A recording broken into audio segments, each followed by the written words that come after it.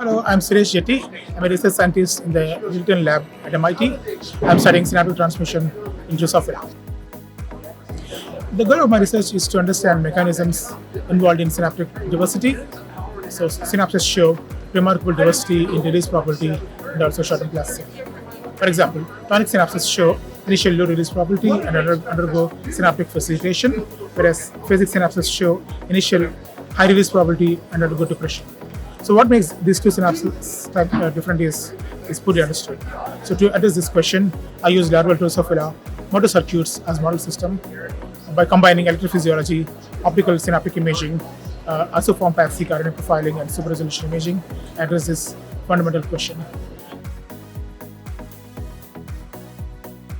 I can summarize my key findings in 3 sentences.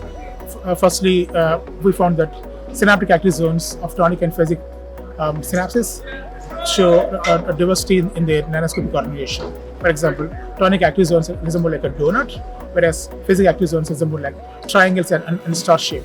Moreover, these two synapses also show differences in synaptic vesicle size. Secondly, using isoform PatchStar, we identified multiple genes and isoforms that might regulate these properties. Third finding is that, interestingly, we found that 2 post-translation modifications, namely ciliation and ubiquitination, are important for synapse growth and nanoscopic organization of active zones.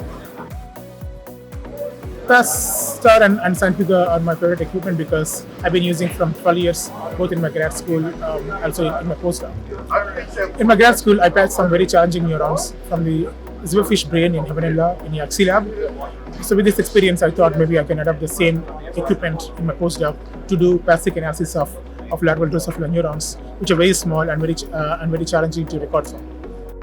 I highly recommend scientific equipment for others because they are very user-friendly and something for doing like a challenging experiments like recording from fruit fly neurons or any challenging experiments. They're very user-friendly to use and highly recommend.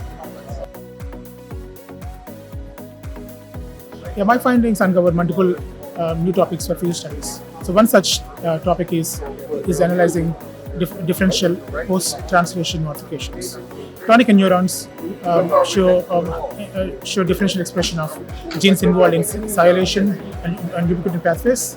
So in this study, we found that ciliation and ubiquitination are important for synapse growth and also for synaptic active zone nanoscope organization. So in future studies, I want to understand mechanisms involved in.